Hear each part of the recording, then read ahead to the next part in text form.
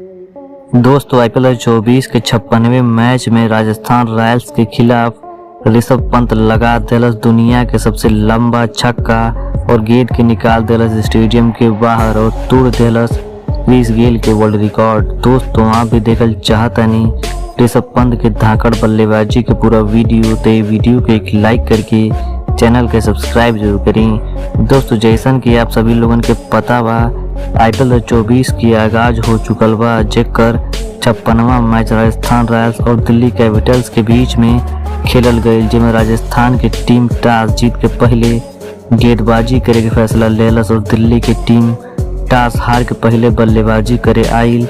दोस्तों दिल्ली की टीम बना दिलस 221 रन 8 विकेट के नुकसान पर, जिसमें राजस्थान की तरफ से गेंदबाजी करत सबसे ज्यादा आर अश्विन चटका देना 3 विकेट और संदीप शर्मा के मिलल 2 विकेट। दोस्तों दिल्ली की तरफ से बल्लेबाजी करे आयल रहना दिल्ली के कप्तान ऋषभ पंत। दोस्तों मात्र ऋषभ पंत खाली 15 रन के योगदान देना, लेकिन वो अपने 15 रन के योगदान के दौरान ऋषभ पंत लगा देना एगो ऐसा छक्का जो गेंद के निकाल देना स्टेडियम के बाहर। दोस्तों बतावल जाता कि दुनिया का सबसे लंबा छक्का है जो ऋषभ पंत के द्वारा लगावल गईल बा।